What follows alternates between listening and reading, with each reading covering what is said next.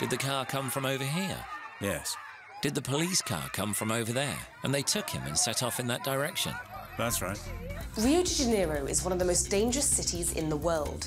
Last year, more than 5,000 people were murdered, caught up in the long-standing drug war between traffickers and police. Violence by the police often goes unpunished, so our observers have been collecting amateur videos in an effort to bring them to justice. Our journalist Corentin Beignet went to meet them. Fucking me, fucking me, fucking me. Oh, 3 teenagers fooling around in one of the favelas in Rio de Janeiro. Suddenly, the kid who's filming runs. Alan de Souza is shot dead. He was 15 years old. Another victim in the murderous battle between drug traffickers and the military police. Heavily armed gang members don't hesitate to shoot cops. They killed 147 officers last year, but the police's response has been brutal too. They killed 920 people. Many of their victims, like Alan, are innocent citizens, and rather than admit their errors, the police try to cover them up. But more and more, these cases of brutality are being filmed, and activists hope these videos will lead to justice being done. Bonjour Guillaume. Hi Guillaume, you're our observer here in Rio, and you've shown us several videos of police brutality in the favelas here. Yes, there are many videos documenting police brutality. It's a very serious problem. You've developed an app called DefesApp, which is designed to collect these videos and make sure they get into the justice system. Can you show us how it works? Okay, let's go. Okay. Guillaume's app has been up and running for a year. It allows Rio residents to send in videos of police brutality that they wish to share. Here's the team. Okay. Diego, Jack, Lana and Nadine. The DefesApp team analyse and check the images. They often tell a different story from the police's version. Like this video of the death of a child in the Rio suburbs in April. This shows a child who was shot in the head. The blood splatters and the position of the body indicate that the shot was fired from this direction. If you look in the background, you can see the police officers entering the favela from the same direction as the shot was fired. Look, police officers are coming in. Another is coming in. This raises suspicions about their role. This case was closed summarily, without the police being challenged. Given the serious nature of the incident, we requested the case to be reported. It is going to go ahead, but it's taking a long time. Some videos even permit police officers to be identified. This young man, Iger Silva, was killed. According to police, when help arrived, he was still alive. But just after, we received this video, showing him very weak, severely injured and then apparently dead. This is the first element allowing the car to be identified. CORE stands for Civilian Police Special Operations Coordination. Here we can see the car's number. Using this information, we can identify the police officers who were present, as well as the date and type of operation. Police said Igor Silva was a member of a criminal gang, but on social networks, there was no evidence of that. Who sent you this video? It was sent anonymously from the Mayor Favela. DefesApp receives videos on its website, but especially via WhatsApp, which is very popular in Brazil. The group has already received more than 200 videos. They include a video showing the death of Jonata, a black 16-year-old last summer in Morro do Borel, a favela in the west of Rio. The following day, Guillaume takes us to the place where the drama unfolded. Bonjour Diego. Hi, Diego. Hi. This is your neighborhood. Last summer, you witnessed the killing of a young man and the protests that came afterwards. He came here to see his girlfriend. Police said they saw a bag of popcorn on his motorbike and opened fire because they thought it was drugs. Can you show us where it happened?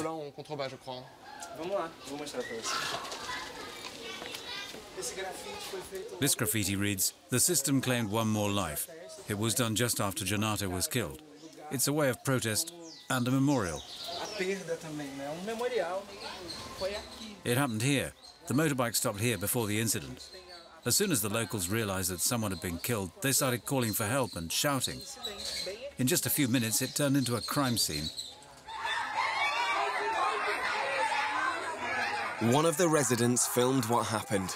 The police didn't call for paramedics as they're supposed to. They just loaded Jonata's body into the car. Alerted by the neighborhood's WhatsApp group, Diego headed over. Did the car come from over here? Yes. Did the police car come from over there? And they took him and set off in that direction? That's right. The police said Jonata died in a gun battle between drug traffickers, but locals say that's a lie. All the eyewitness accounts say there was no exchange of fire that evening. What's more, there were no stray bullets and no collateral damage. Can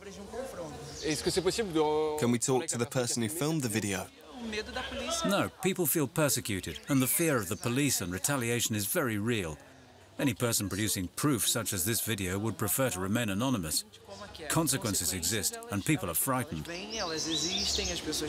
In Brazil, there is a genocide of young black people. Every 23 minutes, a young black person dies. The video of Jonata's death is now being examined by lawyers. Defesap and similar groups help ordinary citizens get their videos to the appropriate authorities, and that often means the Public Defender's Office, which provides free legal defense to all citizens.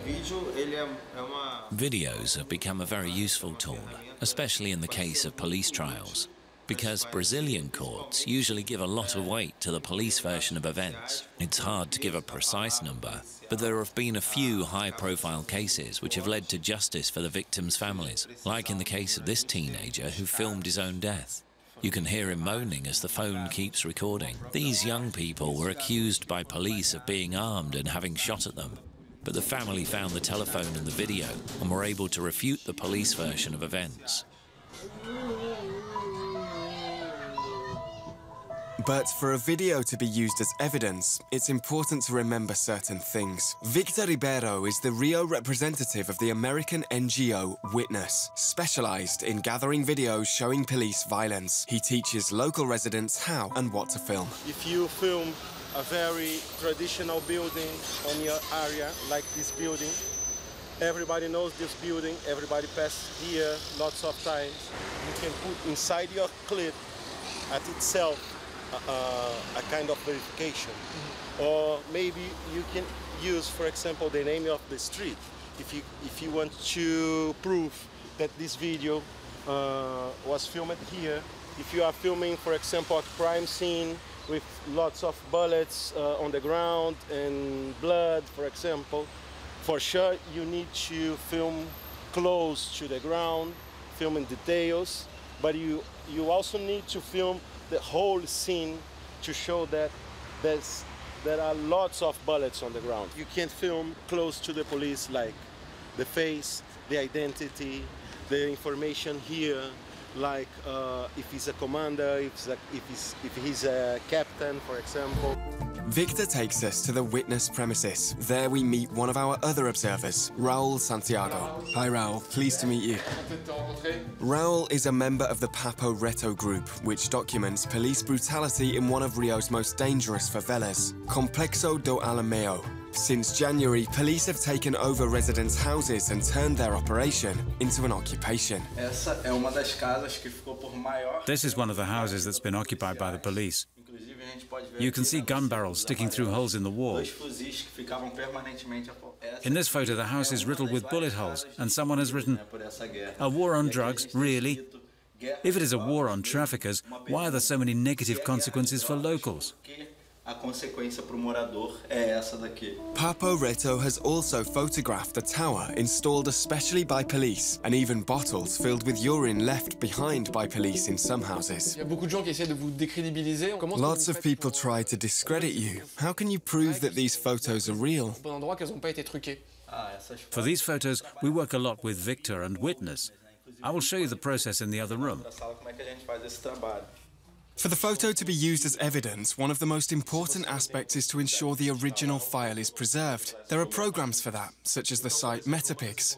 Download the photo and you have all the information it contains. One of the most important pieces of information for an image to be used as evidence is the date and time it was created. If you look here, we see creation date. The file was created on the 22nd of April 2017 at 13:14. With this, we can be sure that the file hasn't been modified and that the photo can be verified by a judge or another expert. Activists are also developing live broadcasts on social networks, a new way of certifying the time and place a video was filmed. Their evidence has to be watertight, because there are often efforts to discredit them. Last year, someone set up fake profiles for Raul on Facebook.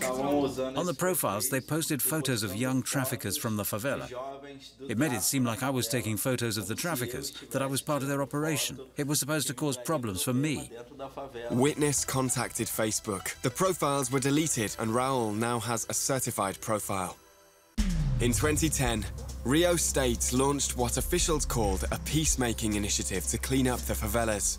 We asked the military police for an interview, but they didn't reply to our request. But we met with Colonel Ubiratan, a retired police chief who is involved in an NGO that defends human rights. And he recognizes that the peacemaking initiative was a failure. The drug traffickers have turned the life of police officers into a nightmare. When the police came into a favela, they aren't entering to police the area, but to fight, because they know that they will come up against violent, armed criminals. Traffickers are prepared for combat and place no value on human life. If they see someone with a weapon, they automatically think it's a police officer and won't think twice about killing them and seizing the weapon, even if the police officer is not on duty.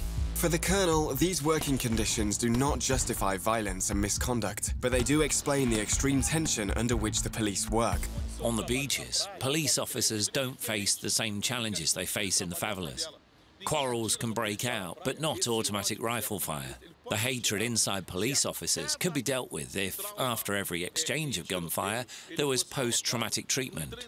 But that doesn't happen because more and more officers are needed on the ground to fight the traffickers. It is great that there are videos showing police abuse because it makes punishment and the truth easier to obtain. And it sets an example to other police officers, who then realize they could end up behind bars. So why do police officers to be violent if they know someone might be filming? Because they're scared. Videos of police killings may one day help change the way things happen on the ground, but our observers are unanimous. It will be a long process. Many Brazilians approve of the methods used by the police, and the country has a long history of violence from the day of military dictatorship. For change to come and the rule of law to prevail, the residents of Rio's favelas will have to keep the pressure up and keep filming what they see. That's it for this week. Remember, you can get in touch with us via Facebook, Twitter or WhatsApp, or send us an email at observers@france24.com. We'll see you next time.